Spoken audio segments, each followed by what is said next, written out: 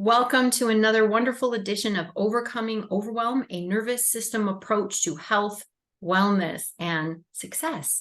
I am joined today by incredible woman, Tiffany Toombs, and I can't wait to dive in a little bit more and share this person with you because she has a big toolbox of wonderful modalities and methods that she uses with people. We're going to get into that. But first, let me tell you that, you may know Tiffany as the international speaker and leading expert on rewiring the unconscious mind for success and tapping into your personal potential. For over 20 years, Tiffany has educated and transformed the lives of people around the world. She's the author of Stop Being a Selfish, I'm just going to say it, bitch. A comprehensive guide to living your best life through radical self-love. It's a top-rated self-help book.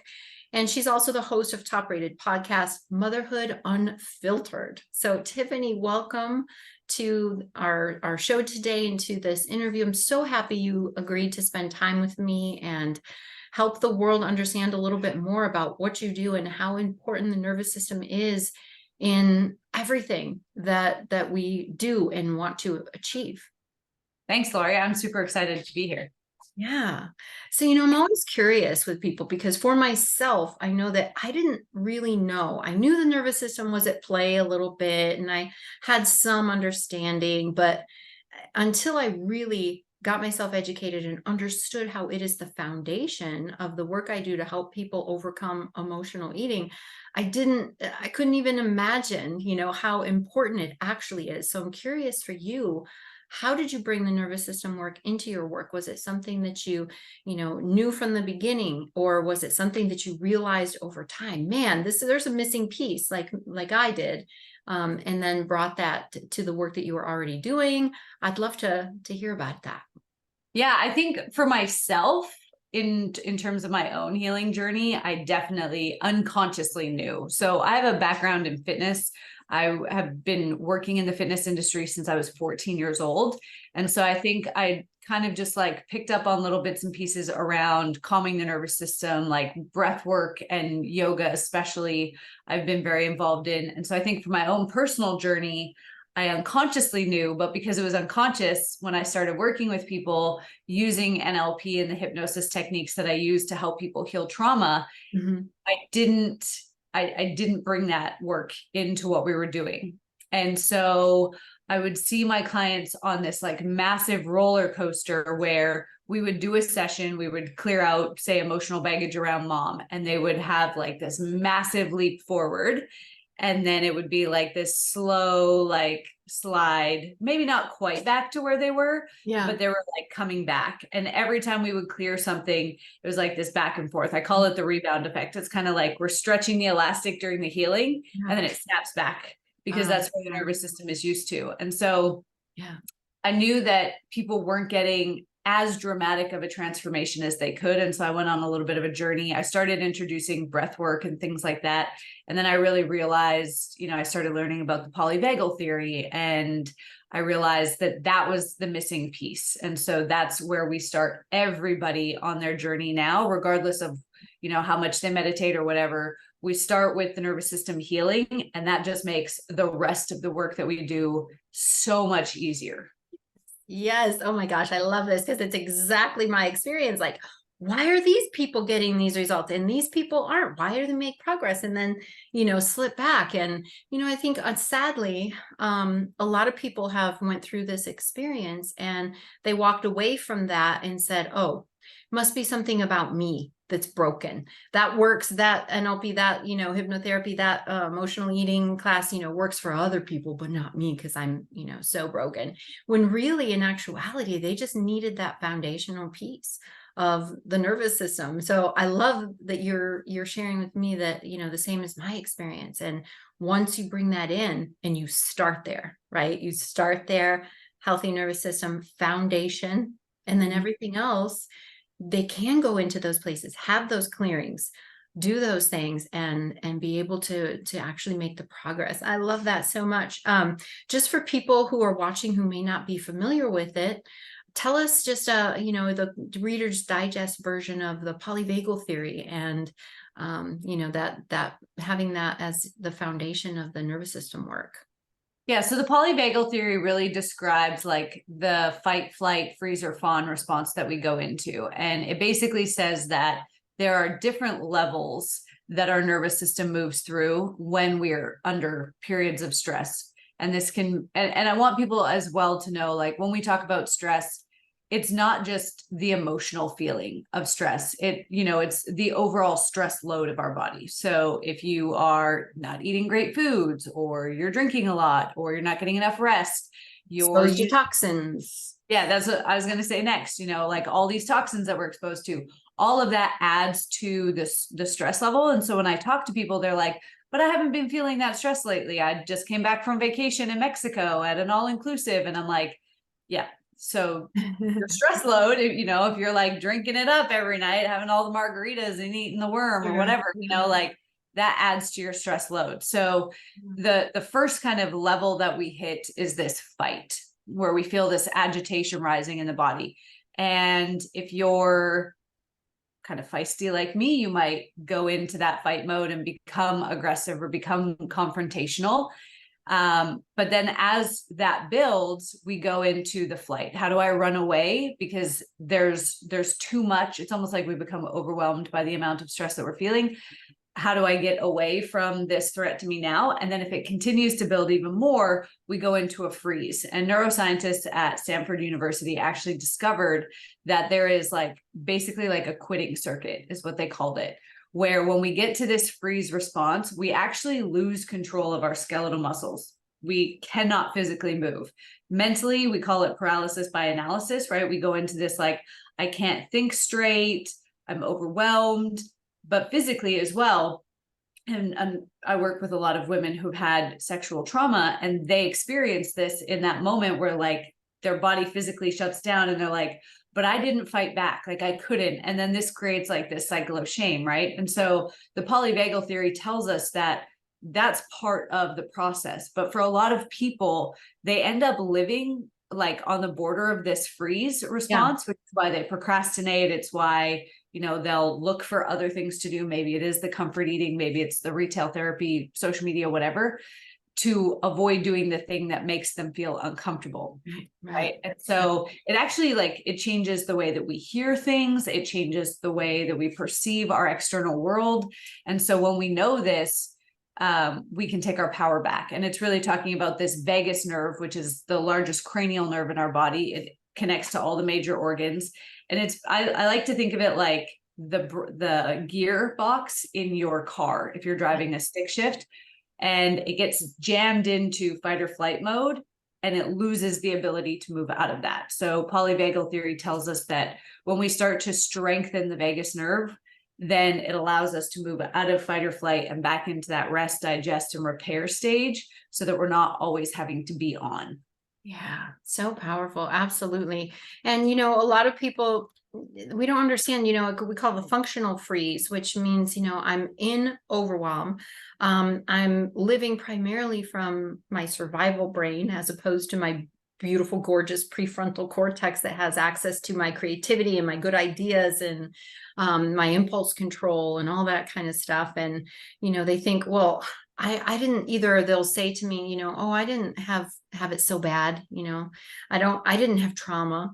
Or, what, I'm holding a job. I'm doing just fine. I can't be in the functional freeze. And, I think it's really useful for us to redefine what it means to have experienced trauma, for example, and what it means to be in a state of overwhelm. Just because we've normalized to it doesn't mean it's our ideal state, or that it's a state that we want to be in. And that's really the kind of the purpose of the show, right? Is to help people understand that we may be in a place of survival, fight or flight, overwhelm.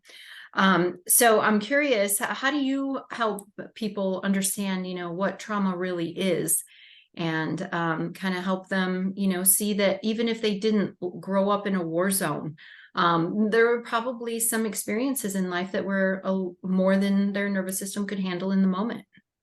Yeah. So I always explain to everybody that I work with the definition of trauma that we work from, which is adapted from Dr. Gabor Mate's work. If you've ever seen the documentary, The Absolutely. Wisdom of Trauma, it's brilliant. Mhm.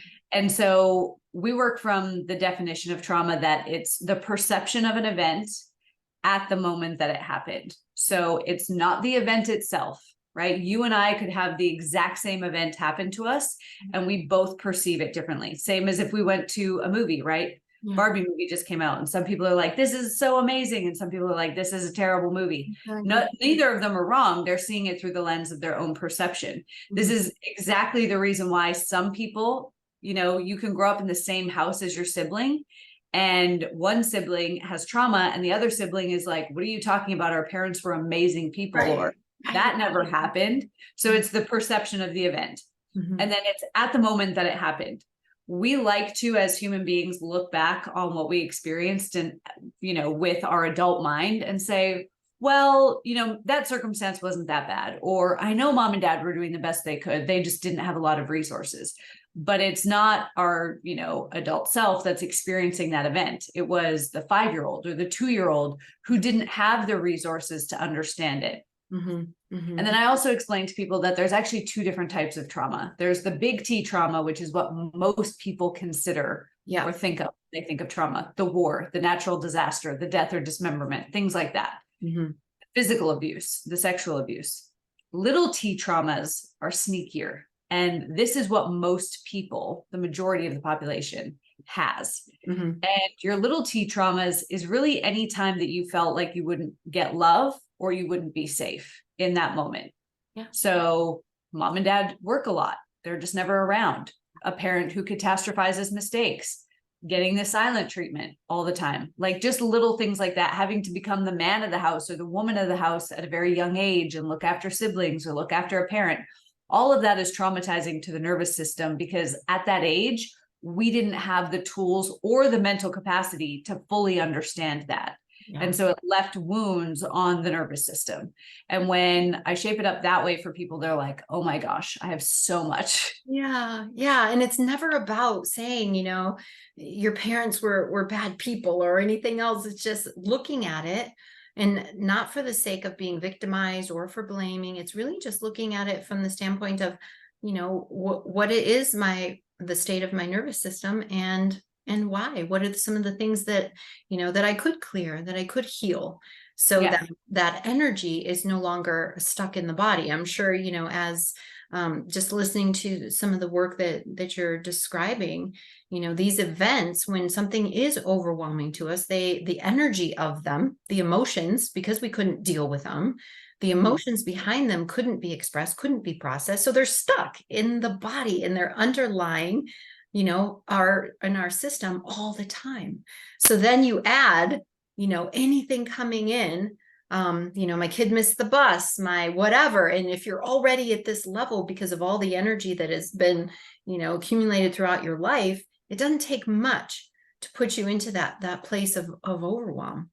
Yeah, And I always explain to people, it's like we have this bucket or this garbage can, yeah, and every unresolved negative emotion we ever have, which is for most people, every negative emotion is stored in that. And so most people, their basket is like overflowing before they even hit 18. And then we right. wonder why we're so overstimulated. Yeah. Right. And so it's really a process of emptying that out and creating that sense of safety in the now and the trust in yourself that whatever comes up, I'm going to be able to handle it. Exactly. Yeah. And handle it from this grown up, resourced, capable, incredible adult person, right? Not relying on the skills of the 5-year-old or the 3-year-old to get through. Yeah, that is really powerful. Well, I'm curious maybe we've touched on it a little bit, but how do we get stuck in the stress addiction? Because our systems and our brains are so incredibly efficient, right? And that's really great when it comes to learning to play the piano and driving a car and being able to put on our makeup, talk to the kids, do 500 other things at the same time. But not so great when we become super efficient and other things get ingrained, like the way we're feeling and operating in the world. So I'd love to hear a little bit about, how we get stuck in that kind of that stress addiction space. Yeah. So what most people don't realize is that every time we have a thought, that thought causes our body to release a hormone, and that hormone causes us to have a feeling or an emotion, and that feeling and emotion causes us to have more thoughts of the same quality. Now, on an average day, the average person has about 60,000 thoughts, and 80% of those are negative, which means for 80% of our day, we're being hit with cortisol and adrenaline, our stress hormones. And for 80% of our day, we're feeling anxious, panicked, overwhelmed, confused, self-doubt, fear, like whatever that brings up for you, imposter syndrome, whatever it brings up for you, which then causes you to think about more things to be stressed, anxious, overwhelmed, etc. about. And so what happens is we have these body cells, and it could be a skin cell, it could be a stomach cell, it doesn't matter. We have these body cells, and they all have receptors for the hormones on them. And what happens is it's kind of like Christmas time, right? We have this abundance of shoppers, or this abundance of hormones floating around the body. And the cell doesn't actually have enough receptors to handle the onslaught of hormones. Yeah. And so just like the body adapts when we go to the gym and we start lifting weights, it becomes stronger. The body adapts to this increase in hormone. And when this happens day after day, week after week, year after year, decade after decade, for some people, the body says, we need to be able to handle more of this hormone. And so it builds additional receptors. And this is the point that our body basically changes our default mode. Instead of maybe needing this much cortisol to function effectively through the day, now we need this much. And just like any other addiction, right? I barely drink. So if I have one glass of wine, I'm going to be almost 3 sheets to the wind. But if I continued to have one glass of wine every night, eventually I wouldn't get the same buzz. Now I'd need 2. Now I'd need 4. And it's the same thing with the body. We need more and more stress or chaos or drama in our life just to feel quote unquote normal. Yeah. And the crazy part is because adrenaline feels good to the body, right? This is why people jump off crazy heights and buildings and whatnot, is the body also finds this hit of cortisol and adrenaline pleasurable. Yeah. And so this is the point where the body is chemically addicted to cortisol. And when we start to positively change our life, our body will literally hijack us to have these intrusive thoughts or to have other, to self-sabotage so that it can get its hit of cortisol. But most people just go, I just sabotage myself again. Right. And it's like a Wednesday. And so they're like, well, I'll start again on Monday, or I'll start again on the 1st of the month or next year. Yeah. Or every time I start to make progress, I sabotage myself. So again, it's coming back to that something must be wrong with me. Everybody else can change, but I'm just not capable. Right. And so, we say this and I love your description because it's so clear and so much like the description that I use. In fact, I have a slide where it's like the cells are lining up because now they have all these receptors on them and they're lining up and they're like, hey, where's my chemical? They're at the soup line, where's my mix of chemicals that I'm used to, because they truly are. We've been feeding them in a certain way. So if we try to break that pattern, try to, remove the stress and all of that, then it's chaos in the body. And we say these things and we're talking about them not to make people feel like, oh my gosh, it's hopeless. Now you're telling me not only, I got my mind going, I got my body's addicted to it, all of these things. But when we understand it, and especially, as simplistically as you shared it with us, when we understand it, we can also understand we're not broken and it's absolutely possible, but we have to understand what's going on. And especially when we're talking about the nervous system, being able to approach things in a really gentle, in a really, slow way that our nervous systems can handle. We come down off of that cortisol in a way that feels okay. We don't have to go from 100 miles to 0 miles overnight. And it also helps us deal with the unpleasant sensations because we can say to ourselves, oh, I know what this is about. I'm not crazy. Yeah, that's what I was going to say is we start to recognize our patterns. Like for me, and everybody's slightly different. I have a client right now who just goes into overwhelm the moment she walks into her office. Yeah. Right? Because she knows that keeps her in the pattern at an unconscious level. Nobody's doing this consciously. Nobody's sitting down and going, I think I'm going to sabotage myself today. Right. For me, it was fatigue. I would just wake up and tell myself, I'm so tired. And I just got so used to telling myself that I was tired that I believed it. Right. And again, our thoughts release hormones. If I'm telling myself I'm tired, what hormones am I releasing? I'm going to release hormones that make me feel exhausted all the time. Yeah. And so one day I checked in and I was like, wait, I just woke up from like a 2-hour nap. What do you mean I'm tired? Like, how could I possibly be tired? Right? What do I need to change to get more energy? And so when we notice the pattern and we know like, okay, my default mode is to go back to this place, then we can start to, like you said, firstly, just acknowledge like, oh, this isn't true. I don't have to believe this thought just because it's coming through.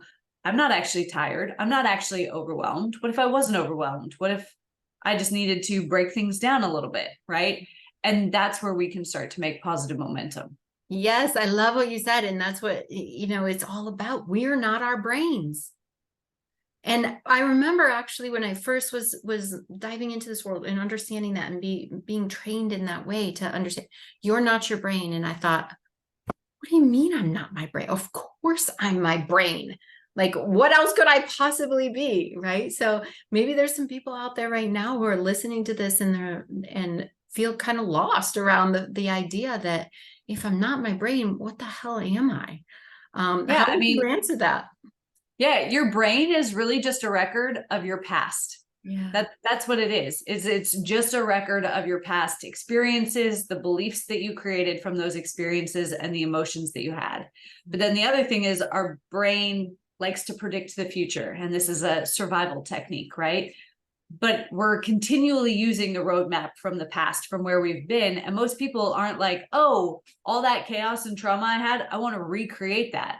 Right. But at an unconscious level, they essentially are, because they're getting out the roadmap for chaos and trauma. And then they're like, why is nothing changing? So this is where having these tools and doing things like visualization and tapping into different emotions in the body and creating like an emotional blueprint of where we want to be. This is why gratitude practices are so powerful, is it creates the blueprint of where we want to go. So we're essentially drawing our own map to be like, go here, brain. And then the brain's like, oh, okay, right? And this is where the law of attraction comes in. But if your nervous system is in survival mode, there's all these people who talk about quantum leaps.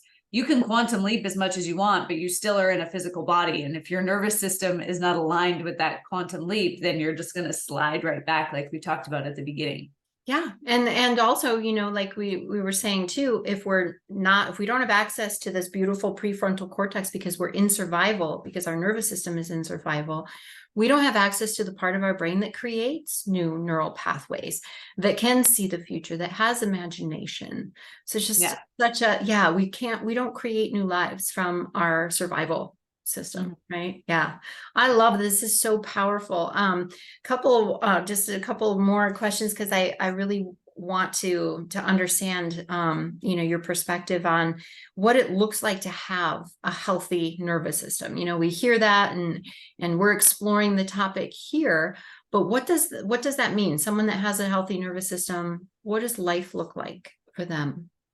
So it's funny, a couple of years ago, I had a client call me up and say, like, how do I stop the ebbs and flows of life? And I was like, you can't, right? And so what it's about is healing the nervous system to a point where the highs and lows, or the curveballs that life throws at you, no longer feel like this giant tsunami tidal wave that's going to overwhelm you, but rather the perspective of it changes. So now it's like gentle rolling waves, plus we have a better surfboard and more skill to navigate those waves that do come.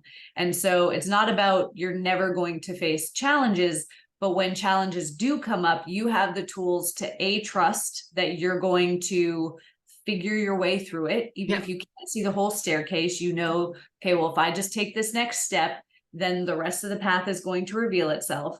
Yeah. And you can tap into those other resources that your past adversities have created, the resilience, the tenacity, the patience, the creativity, whatever it is. It's about knowing that you have what you need within you to navigate whatever mountains in front of you. Yeah, I love that. That's exactly right. We're not going to create a perfect life. But I will say it seems like even though we're not going to get rid of challenges, we can there will be an easier road because, so much of our challenges are created by, oh, we needed more sleep. So we missed a day of work. And then when we get sick for a week. And because our immune system is, not functioning properly because again, of our nervous system. So life does, get a little bit easier, but again, we don't need it to be perfect. Yeah. Because when our nervous system is healthy, we have the resiliency to navigate it. Yeah. So we get rid of the unnecessary struggle that we unconsciously create for ourselves. But life's still going to throw us challenges, right? We're going to want to level up to the next level, and there's going to be some challenges that we need to work through. And it's not going to feel so overwhelming that we go into the shutdown or the functional freeze. Right. We keep access to the brilliant part of us that knows how to do life, that can do it. Yeah. Well, I'm excited to share your free gift because I think it is going to be something, people might be asking themselves, how do I help my nervous system at this point? And you should be asking because it's a really incredible thing. So I'd love to hear about the free gift and what people can start doing today, downloading the free gift and really, digging in there and helping their nervous system become more healthy. Yeah, so I've put together a 7-day nervous system reset program.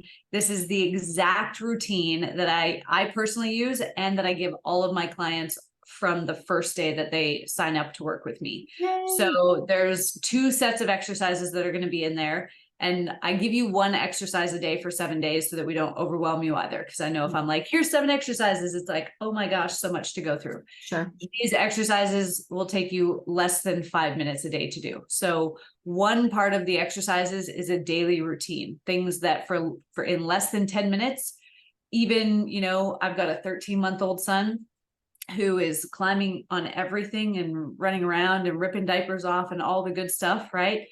I can still get this done while he's awake every single day. So, okay. Just so you know, yeah. So it doesn't matter what craziness you have in your life. I've made sure these exercises are super simple. And it's the consistency of this, similar to going to the gym, that is going to strengthen your nervous system to handle adversity better. The second set of exercises is exercises that you can use in the moment when it feels like this emotion is overwhelming me or this situation is overwhelming me. These are the exercises you can come back to. You don't have to do them all. You can choose one, but I've given you a range of exercises to see which one you like best to manage the emotion, to calm that fear center of the brain down so that you can actually connect back to that prefrontal cortex and to all your logic and your creativity. Oh my gosh, I can't wait. I can't wait to check it out. And I can't wait for everybody to get that beautiful gift. Thank you for sharing that and for being here, for sharing all of your beautiful wisdom and knowledge and help. It's I hope there's, I'm sure there's going to be a lot of people here who recognize some of the things going on in their life and to know that it is possible to live and to change regardless of how long you've been living, or what the circumstances is. Tiffany is here to tell us, change is possible. Absolutely. Yeah. All right. Thank you so much. Thank you all for watching and look forward to seeing you in the next interview.